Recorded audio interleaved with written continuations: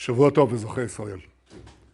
בראשית דבריי, אני מבקש לשלוח תנחומים למשפחות הנרצחים בפיגוע הנפשע אתמול בצומת ראם. אני מבקש גם לאחל החלמה שלמה לפצועים. הפיגוע הזה מזכיר לנו שכל הארץ חזית. המרצחים באים לא רק מעזה, הם רוצים להרוג את כולנו.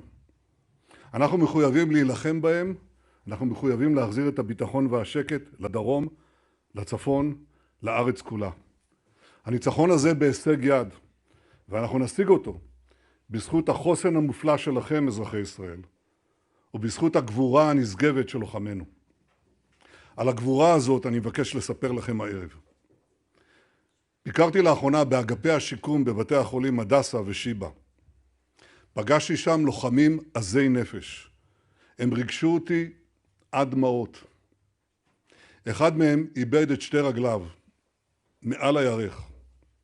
הוא הסתכל לי בעיניים ואמר לי, ראש הממשלה, חייבים להמשיך. תמשיכו עד הסוף. ואותם מילים בדיוק שמעתי מכל חבריו הגיבורים במחלקות השיקום. אחד בלי יד, אחד בלי רגל, אחדים אף בלי שתי רגליים. ובלי יוצא מן הכלל, כולם אמרו לי, חייבים להמשיך עד הסוף, עד לניצחון, עד לחיסול החמאס. חלקם אפילו הוסיפו, כשאנחנו נשתקם, נחזור להילחם באויבינו, כי רק ניצחון יבטיח את קיומה של המדינה שלנו. אזרחי ישראל, אני אומר, ואתם יודעים, יש לנו דור מופלא, וכמה גדול החוב שלנו כלפיו.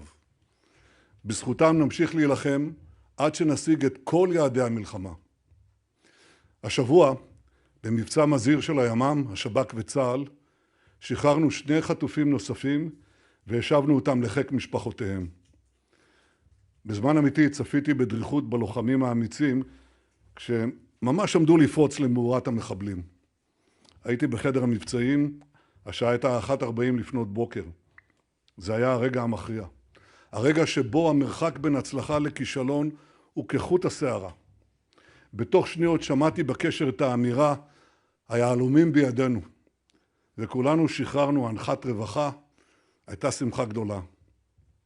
על אף הסיכון הגדול, אישרתי את המבצע המורכב הזה, כי אני מאמין בלוחמים שלנו. אני מאמין במקצועיות שלהם, בנחישות שלהם, בגבורה שלהם. כשנפגשתי איתם למחרת, חיבקתי אותם ואמרתי להם, אין כמוכם. אתם הלוחמים הכי טובים בעולם. עם ישראל גאה בכם. תמצית המדיניות שלנו לשחרור החטופים היא לחץ צבאי חזק ומשא ומתן מאוד תקיף. כך שחררנו עד עכשיו 112 חטופים, וכך נמשיך לפעול עד שנשחרר את כולם. המשא ומתן הזה מחייב עמידה איתנה. אני חייב להגיד לכם, אזרחי ישראל, שעד לרגע זה, ממש עד לרגע זה, הדרישות של החמאס הן הזויות, משמעותן אחת, תבוסה לישראל. ברור שלא נסכים להם. אבל כשהחמאס ירד מהדרישות ההזויות הללו, נוכל להתקדם. אני רוצה לומר לכם ולמשפחות החטופים, איננו שוכחים ולו לרגע את המחויבות שלנו להשבת כל החטופים. ואני מבקש לומר גם מילה חשובה על המפונים בדרום ובצפון. ממשלת ישראל מחויבת להחזיר אתכם לבתיכם בביטחון. בדרום אנחנו קרובים להשגת היעד. בצפון נעשה זאת, או בדרך מדינית, או בדרך צבאית. ניצחון מוחלט בדרום הוא מסר חד וברור לכל אויבינו, הקרובים והרחוקים, מסר שגם יחזיר את הביטחון לכל חלקי הארץ. בדרך להשגתו, אנחנו משלמים לדאבונים מחיר יקר. גם השבוע נפלו לוחמים גיבורים. ביניהם המג"ד, סגן אלוף נתנאל אלקובי זיכרונו לברכה, אב ל5 ילדים. אביו של נתנאל, אלברט, ספד לו בהלווייתו. הוא אמר, עם ישראל חי זאת לא סיסמה. בני דור הניצחון יצאו להילחם באויב אכזר. במותיו הם ציוו לנו שנחיה בארץ ישראל חופשייה מאויב. אני אומר מכאן לאלברט ולכם אזרחי ישראל, לא נעצור עד שנמגר את האויב האכזר שנתנאל וחבריו הגיבורים מסרו את נפשם להביסו. הלחץ הצבאי שלנו עובד. אנחנו סוגרים על החמאס בבירת הטרור ח'אן יונס. בימים האחרונים הגענו למקומות שהאויב לא דמיין שנגיע אליהם. מוטטנו את רוב גדודי החמאס ולא נעצור עד שנמוטט את כולם. זהו תנאי הכרחי להשגת הניצחון המוחלט ולא נוותר עליו. נרדוף את רבי המרצחים, ראשי החמאס, שנמלטים ממחילה למחילה מתחת לאדמה. לא רחוק היום שלא יהיה להם מפלט. נסגור איתם חשבון. זו רק שאלה של זמן. שלשום שוחחתי שוב עם נשיא ארצות הברית ג'ו ביידן. אני משוחח בכל יום עם מנהיגי העולם. אני אומר להם באופן נחרץ, ישראל תילחם עד להשגת הניצחון המוחלט. וכן, זה כולל גם פעולה ברפיח. כמובן לאחר שנאפשר לאזרחים שימצאו באזורי הלחימה להתפנות לאזורים בטוחים. מי שרוצה למנוע מאיתנו לפעול ברפיח, בעצם אומר לנו, תפסידו במלחמה. אני לא אתן לזה יד. המערכה המדינית שאני מוביל עם חבריי, מאפשרת לנו לפעול בחופש פעולה צבאי חסר תקדים, כבר 5 חודשים, דבר שלא היה במלחמות ישראל. ואני רוצה להגיד לכם, זה איננו דבר מובן מאליו. אנחנו משיגים אותו בזכות התמיכה שלכם, אזרחי ישראל. אנחנו לא ניכנע לשום לחץ. לא ניכנע כי אנחנו עם של גיבורים. לא ניכנע כי אנחנו עם חפץ חיים.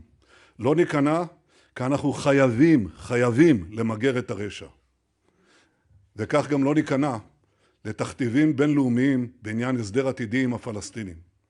העברתי בקבינט, ואני חוזר ומדגיש בפני העולם גם הערב. הסדר יושג אך ורק במשא ומתן ישיר בין הצדדים, ללא תנאים מוקדמים. ישראל בהנהגתי תמשיך להתנגד בתוקף להכרה חד צדדית במדינה פלסטינית. ומתי רוצים לתת ההכרה החד צדדית הזאת? אחרי הטבח הנורא של 7 באוקטובר? לא יכול להיות פרס גדול יותר לטרור, פרס שלא היה כדוגמתו ופרס שימנע כל הסדר עתידי לשלום. אזרחי ישראל, אנחנו בדרך לניצחון. הלוחמים דורשים זאת, הפצועים דורשים זאת, משפחות שכולות דורשות זאת, ורוב עצום בעם דורש זאת. וכדי להשיג את הניצחון, אנחנו צריכים דבר אחד, אחדות. לא אחדות לרגע, אלא אחדות אמיתית. כשפגשתי את הלוחמים הגיבורים שלנו במחלקות השיקום בבתי החולים, ראיתי את האחדות הזאת במלוא תפארתה. נפעמתי עד עמקי נפשי. חשתי התרוממות רוח שקשה לי לתאר אותה. חיבקתי את הגיבורים האלה, התרגשתי איתם. אבל זמן קצר לאחר מכן, התרוממות הרוח הזאת התחלפה במפח נפש. כי אחרי שיצאתי מבית החולים, הגיע לשם מבקר נוסף. הוא פנה לגיבור ישראל נועם בן שלוש, לוחם גולני שאיבד את רגלו בקרב. במקום לחזק את נועם, הוא הטיח בו. איך בכלל העזת להיפגש עם ראש הממשלה? נועם נעמד על רגלו האחת, וזעק אחריו מדם ליבו. מי אתה שתדבר על פילוג? אתה עושה פילוג. אני מחבק את נועם, אני מצדיע לו ולחבריו גיבורנו.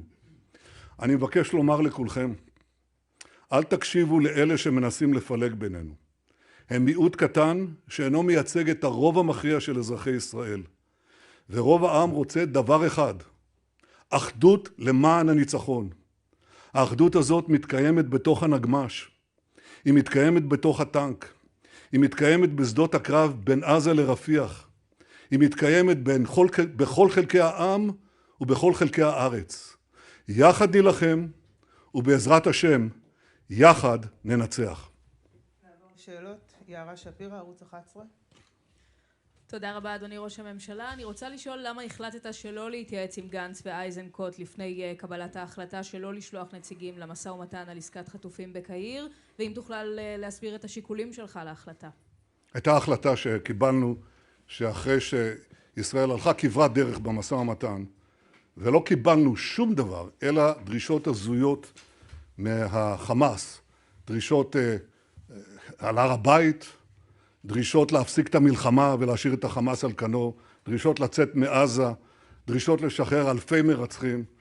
הדרישות האלה הזויות, לא קיבלנו שום שינוי מהם, אבל בכל זאת החלטתי לשלוח לבקשת הנשיא ביידן, נעניתי לבקשה הזאת, לשלוח את המשלחת לקהיר, ואמרתי להם, וזה היה מוסכם, זה לא דבר שסיכמנו אותו בקבינט המלחמה, שבו ותשמעו. הם ישבו ושמעו, ולא היה שום שינוי. לא, רציתי להגיד לא מילימטר, לא ננומטר. אפילו לא ננומטר שינוי מהדרישה הזאת. הם חזרו הנה, וכמובן לא היה שום שינוי בהנחיה. אין לכם מה לנסוע לשם עד שנראה שינוי. אני חושב שזו הדרך הנכונה לנהל את המשא ומתן. זה היה בהתאם למדיניות קבינט המלחמה. ואני אגיד יותר מזה, אני מנהל משא ומתן, לא מתן ומתן. כי במתן ומתן לא נקבל כלום. ערוץ 12, ענבר טוויזר. ראש הממשלה, בהמשך לעימות שלך עם הנשיא ביידן, מעבר לחילופי הדברים ביניכם, השר בן גביר אמר לוול סטריט ג'ורנל שאם טראמפ היה בשלטון הכל היה אחרת. גם הבן שלך אומר בריאיון שהשינוי ביחס של ביידן לאיראן זה המקור לכל הצרות במזרח התיכון. האם אתה מסכים עם בן גביר ועם הבן שלך? תראי, כל אחד רשאי להביע דעתו, אבל המדיניות שלנו נקבעת באופן מסודר בקבינט המלחמה, בהנהגתי, וגם בקבינט הרחב.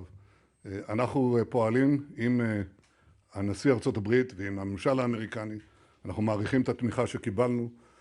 אני גם חושב שהגענו להרבה הסכמות, אבל יש דברים שאנחנו לא מסכימים לגביהם. המדיניות שלי הרבה יותר פשוטה. זה לא להתערב בפוליטיקה האמריקנית, אבל כן לעמוד על הדרישות של המדינה שלנו. כשאפשר, אני אומר כן. כשצריך, אני אומר לא. ערוץ 13, מתן חודורוב. אדוני ראש הממשלה, שבוע טוב. ב-1 בינואר אמרת בסיעת הליכוד, אנחנו יכולים להרשות לעצמנו שהגירעון יעלה, לא יקרה כלום. סוף ציטוט. לפני שבוע, לראשונה בהיסטוריה, מודי'ס הורידה את דירוג האשראי של ישראל שישפיע על כולנו, כשלצד המלחמה עצמה, כלכלני החברה מציינים גם את הגירעון הגדול וסוגיות שקשורות ליום שאחרי המלחמה. שאלתי, האם אתה, שזוקף לזכותך בצדק את העלאות הדירוג של ישראל בעשור האחרון, מוכן לקחת אחריות גם לכישלון הכלכלי הזה? האם אתה מתכוון לפתוח את תקציב 2024 כדי להפנים את ההערות, או לשקול את החלפת שר האוצר, על מנת ששאר סוכנויות האשראי, S&P ופיץ', לא ילכו בעקבותיה של מודי'ס והצטרפו לכדור השלג? תודה, אדוני. אני לא חושב בכלל שיש פה כישלון כלכלי. נתוני המקרו של ישראל הם טובים מאוד, ביחס למדינה שנמצאת במלחמה, הם טובים מאוד מאוד. הורדת דירוג האשראי לא באה בגלל סיבות כלכליות, היא באה בראש ובראשונה, כי אנחנו נתונים במלחמה. וכשאנחנו נצא מהמלחמה וננצח במלחמה, דירוג האשראי יעלה מיד. אני מוכן להתערב על זה. עכשיו אני יכול להגיד, גם התחזית השלילית, הכל נובע מהמלחמה. כשיראו שאנחנו מנצחים, ואולי לא כולם מבינים שאנחנו הולכים לנצח, והניצחון הוא בהישג יד, אתם תראו את הדירוג חוזר בחזרה. אגב, הכסף החכם כבר מבין את זה. עכשיו אנחנו רואים שיממה או 2 יממות אחרי דירוג האשראי הזה, הורדת דירוג האשראי, היה ביקוש, אנחנו הנפקנו אגרות חוב של ממשלת ישראל, והיה אם אינני טועה שיא, אני לא יודע אם שיא של כל הזמנים, אבל שיא בהרבה שנים של הביקוש לאגרות החוב של מדינת ישראל. זה אומר דרשני. זה אומר שמה שאני אומר זה נכון. רדיו קול חי, מרדכי אלפרין. אדוני ראש הממשלה, שבוע טוב. אני אשמח לשמוע את התגובה שלך להצעה של השר מיקי זוהר, לקבוע מראש שהבחירות יוקדמו ויתקיימו מיד אחרי המלחמה, ומה זה למעשה אומר את העובדה שהקולות האלה נשמעים לא מהאופוזיציה, אלא מתוך הליכוד, אנשים שקרובים אליך.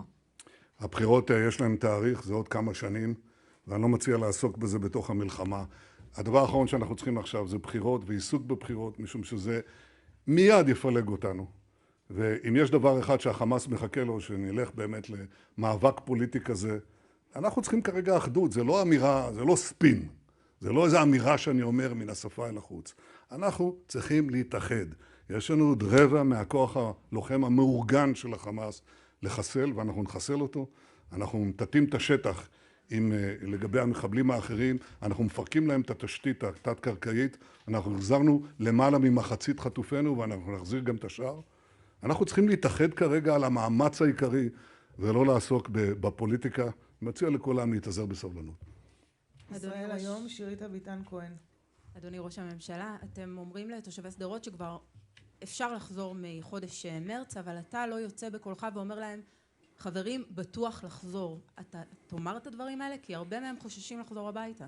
יש שני מרכיבים לכך. קודם כל, הסדר כלכלי. אני נפגשתי עם הנציגים שלהם יחד עם קבינט המלחמה, אחר כך הבאנו הצעה שהתקבלה, הצעה של הסדר פיננסי. לגבי שאלת הביטחון, משרד הביטחון בקרוב יוציא אמירה ברורה בעניין הזה, ואני יכול להגיד לך, דעתי, כן, אתם רוצים את זה כתוב, אז אני אדאג שהגורמים הרלוונטיים ייתנו את זה באופן כתוב, אני לא מתחמק בזה. אין מצב אף פעם שאין סיכון. אבל הסיכון של פלישה קרקעית מהסוג שראינו ב-7 באוקטובר, הסיכון הזה הוא לא ריאלי, זה ברור לכם. החמאס עמוק במנהרות, יצליח לה, שמישהו יעבור את הגדר, זה תמיד אפשרי, אבל אותה פלישה צבאית, טרוריסטית רבתית, דבר כזה ירד מהפרק, וגם לא ניתן לו לחזור. לגבי ירי טילים, או ירי רקטות, או ירי של מרגמות, זה תמיד אפשרי. אנחנו יודעים גם שהורדנו חלק עצום מהיכולת הזאת, השמדנו את זה. להגיד לך שזה בלתי אפשרי, לא, זה לא נכון, לא אגיד דבר כזה. אבל הדבר הזה אומר שאפשר להתחיל לחזור. לכן אמרתי לפני רגע, שהאפשרות לחזור בדרום היא קרובה, האפשרות בצפון, אנחנו עובדים עליה, זה עוד ידרוש פעולות גם במישור האזרחי וגם במישור הצבאי וגם במישור המדיני. אם אפשר לפתור את זה במדיני, מה טוב, אם לא נפתור את זה בדרך אחרת. זמן ישראל, לייזר ברמן. שבוע טוב, אדוני ראש הממשלה. אתה אמרת יותר מפעם אחת וגם הערב שאין ניצחון בלי כניסה קרקעית לרפיח. עם כל שבוע שחולף, כניסה לרפיח נהיה יותר מסובכת, הן בגלל מספר הפליטים שנמצאים שם וגם בגלל ההתנגדות הגוברת בעולם. האם הייתה תוכנית בתחילת הכניסה הקרקעית להיכנס לרפיח במקביל לעיר עזה, ואם כן, למה זה לא אושר? תודה. קודם כל, אני לא אכנס לתוכניות שלנו, אבל אני חושב שבניגוד למה שאתה אומר, היכולת שלנו להיכנס לרפיח, גם מבחינה צבאית וגם מבחינת פינוי האוכלוסייה, היא רק הוכחה כמאוד ריאלית. הרי בהתחלה, לפני שנכנסנו לכניסה הקרקעית, אתה זוכר שאמרו, אי אפשר להיכנס, אתם תפגשו התנגדות עצומה, לא תוכלו להיכנס מעל הקרקע, לא תיכנסו מתחת לקרקע. הלוחמים שלנו נמצאים בתוך המחילות. אנחנו מחסלים את הגדודים הללו, מפרקים אותם. כל מקום שצה"ל נכנס, קודם כל צה"ל יכול להגיע לכל מקום ברצועת עזה. הוא יכול להגיע גם לרפיח, ובאשר לפינוי אוכלוסייה, אמרו לנו גם כן, לאן תפנו את האוכלוסייה? ובכן, יש הרבה מקום מצפון לרפיח. אנחנו בקרוב נסיים את הפעולה שלנו בח'אן יונס. אז המקום לפינוי יהיה. יש מקום מצפון לרפיח, ולפני נחל עזה, הרבה מקום ברצועה. נדמה לי שזה 60% יותר, 65% משטח הרצועה, הרבה מקום. אבל צריך לדאוג לעשות זאת בצורה מסודרת. זו הדירקטיבה שנתתי לצה"ל, וצה"ל גם עומד בזה ומכין את זה. נכון, יש התנגדות רבה בעולם, אבל אני מסביר, זה בדיוק הרגע שבו צריך להתייצב ולהגיד, אנחנו לא נעשה חצי עבודה ולא נעשה 3/4 עבודה. אני אמרתי למנהיגים בעולם שנלחמו למשל בדאעש, כן? מה, הייתם משאירים 3/4 מהכוח, רבע מהכוח של דאעש, עם טריטוריה שלו, והייתם אומרים זה בסדר? לא הסכמתם עם דבר כזה, בעולם לא הייתם מסכימים עם דבר כזה. וזה במרחק אלפי קילומטרים מהבירות שלכם. איך אתם רוצים שאנחנו נסכים להשאיר רבע מהשטח, מהכוח של חמאס, עומד על תילו, בטריטוריה מוגדרת? לא ניתן דבר כזה. אני חושב שאנשים מבינים את זה. הבית, כולם רוצים להגיע להסדר עם מתווה נוסף של שחרור, גם אני רוצה.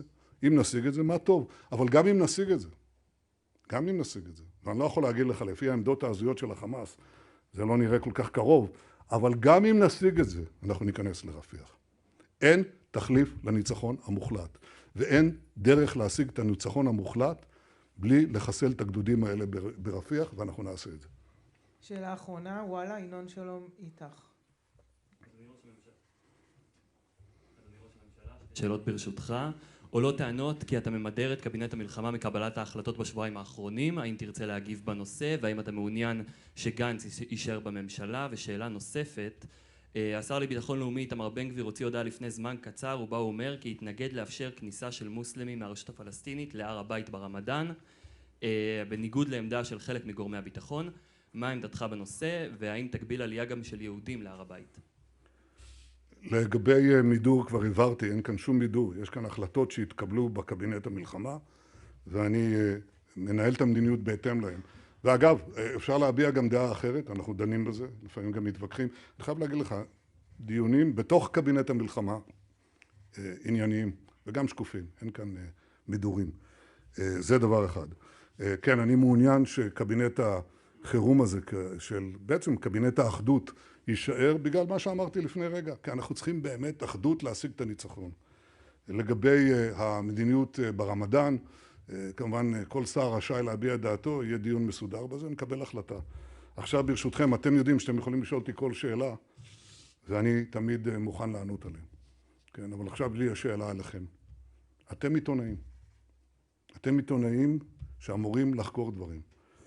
אני שם לב, אפרופו אחדות ופילוג, אני שם לב שיש מודעות ענק באיילון וברחבי הארץ. אני רואה פרסומים באינטרנט, אני רואה פרסומים בכל הכלים הדיגיטליים ואחרים, בשווי של מיליוני, אני חושב עשרות מיליוני דולרים.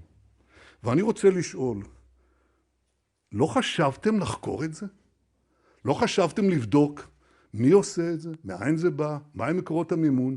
לא מהי העמותה, זה נראה לי כמו עמותת קש. מי עומד מאחורי הכסף העצום הזה? שכולו הסתה, כולו ניגוח, כולו פילוג. ואני רוצה לשאול אתכם, ותגידו לי ביושר, אם היו באים עם עשרות מיליוני דולרים למודעות תמיכה בי, בראש הממשלה, אתם לא חושבים שהייתם פותחים את המהדורות? לא הייתם עושים תוכניות תחקיר מיוחדות לדבר הזה? אז אני מבקש מכם, אני מוכן לענות על כל השאלות שלכם, תענו בבקשה לשאלה הזאת שלי במערכות שלכם, באולפנים. תודה רבה לכם. תודה רבה.